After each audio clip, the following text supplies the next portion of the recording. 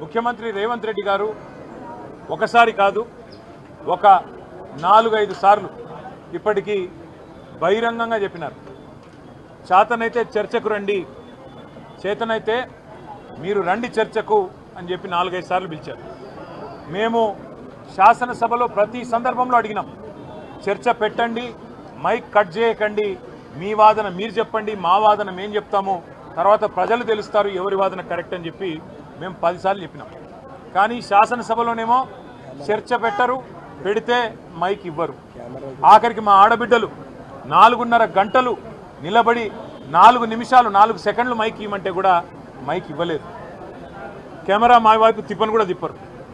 అందుకే మొన్న ముఖ్యమంత్రి గారు ముచ్చటపడి కేసీఆర్ వస్తారా, కేటీఆర్ వస్తారా, రైతు సంక్షేమం కోసం కాంగ్రెస్ ఏం చేసింది, బీఆర్ఎస్ ఏం చేసింది, ఎక్కడ చర్చకు వస్తారో రండి అని ముఖ్యమంత్రి గారు ముచ్చట పడితే తప్పకుండా ముఖ్యమంత్రి గారి సవాల్ను మేము స్వీకరిస్తున్నామని చెప్పి, మరి కేసీఆర్ గారు వస్తారా, కేటీఆర్ వస్తారా అంటే నీ స్థాయికి కేసీఆర్ గారు అవసరం లేదు, మేము సరిపోతామని చెప్పి ఆయన సవాల్ను మేము స్వీకరించి ముఖ్యమంత్రి గారికి అదే రోజు నేను విజ్ఞప్తి చేసిన, అయ్యా మీరు ఎక్కడ రమ్మంటే అక్కడికి వస్తా, అసెంబ్లీకి రమ్మంటే అసెంబ్లీకి వస్తాం, లేదా నీ జూబ్లీ హిల్స్ ప్యాలెస్కి రమ్మంటే ప్యాలెస్కి వస్తాం, లేదా సెక్రటేరియట్లో పెడితే సెక్రటేరియట్కి వస్తాం, అంబేద్కర్ కాడ చర్చ పెడతానంటే ఆడికి వస్తాం.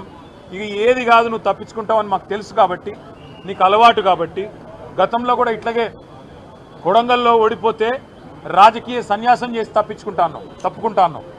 3 నెలల్లోనే మాట మార్చి మళ్ళీ పార్లమెంట్లో పోటీ చేసినావు. అట్లాగే హైదరాబాద్ GHMCలో బీఆర్ఎస్ కనుక సొంతంగా గెలిస్తే నేను రాజకీయాలు సన్యాసం తీసుకుంటా అన్నావు, అప్పుడు మాట తప్పినావు. అందుకే నీ మాట మీద నమ్మకం లేదు కాబట్టే మేమే చెప్పినాం, మా పార్టీ తరఫున మేము ప్రెస్ క్లబ్ బుక్ చేస్తాం, ఆ ప్రెస్ క్లబ్కు మీరు రండి 11 గంటలకు జూలై 8 తారీఖు నాడని చెప్పినాం.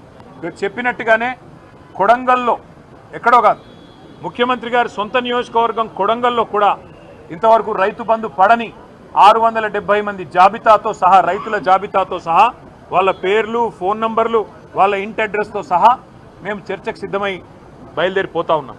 అట్లాగే రాష్ట్ర వ్యాప్తంగా మరి జరగని రుణమాఫీ, పడని రైతు బంధు, అదేవిధంగా రాని బోనస్సు, రైతు శ్రేయస్సుకు సంబంధించి ప్రతి అంశం మీద విస్తారంగా చర్చించడానికి మా పార్టీ నాయకత్వం మొత్తం కూడా సిద్ధమై, మొత్తం సమాచారంతో సహా, ప్రభుత్వ అధికారిక సమాచారంతో సహా మేము ఇవాళ ప్రెస్ క్లబ్కు బయలుదేరిపోతూ ఉన్నాం. ముఖ్యమంత్రి గారు నిన్ననే బయలుదేరి ఢిల్లీ పోయినారంట. మేము అనుకున్నాం వస్తారేమో అనుకున్నాం, ఆయనే ముచ్చటపడి పిలిచిండు కదా వస్తారేమో అనుకున్నాం, రావడం లేదని నేను అనుకుంటా ఉన్నాను, ఎందుకంటే ఢిల్లీలో ఉన్నానని చెప్తున్నారు.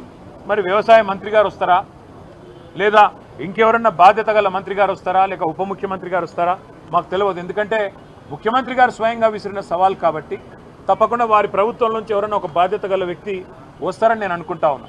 మేము పోతాము, అక్కడ ఎదురు చూస్తాం. ఎవరన్నా బాధ్యత గల మంత్రో ఉప ముఖ్యమంత్రో వస్తే వారితో కూడా మాకేం భేషజం లేదు, ముఖ్యమంత్రి రావాలి అని మేమేం అంటలేం. ముఖ్యమంత్రి గారి తరఫున ఒక మంత్రి వచ్చినా వారితో చర్చించడానికి మేము సిద్ధంగా ఉన్నాం. ఎందుకంటే ఇంపార్టెంట్ సబ్జెక్ట్, రైతుల సబ్జెక్ట్ కానీ, తెలంగాణ యువత సబ్జెక్ట్ కానీ, 2 లక్షల ఉద్యోగాలు ఇస్తానని చెప్పి అశోక్ నగర్లో ఛాయ్ అడ్డా మీద ఛాయ్ దాక్కుంటా రాహుల్ గాంధీ గారు స్వయంగా ఇచ్చిన మాట మీద కూడా చర్చించడానికి సిద్ధమా అని ముఖ్యమంత్రి గారు అన్నారు. దాని గురించి కూడా మేము సిద్ధమే. అందుకే ఇవాళ మేమందరం కూడా కదిలి ప్రెస్ క్లబ్కి పోతా ఉన్నాం.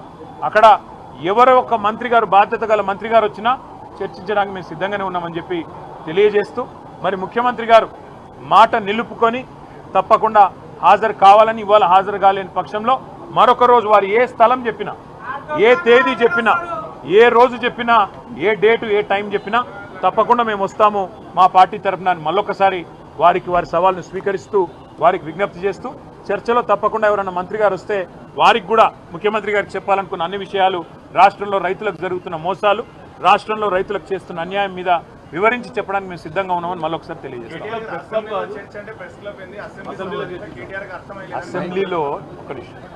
అసెంబ్లీలో చర్చ అంటే అక్కడ మైక్ ఇయ్యరు, కట్ చేస్తారు. అయినా అసెంబ్లీలో కూడా మేము రెడీగానే ఉన్నాం. మైక్ కట్ కాకుండా, మైక్ కట్ చేయకుండా మా వాదన మమ్మల్ని వినిపించే అవకాశం ఇవ్వనండి. కెమెరా మాదికు పెట్టరు, మైక్ కట్ చేస్తారు.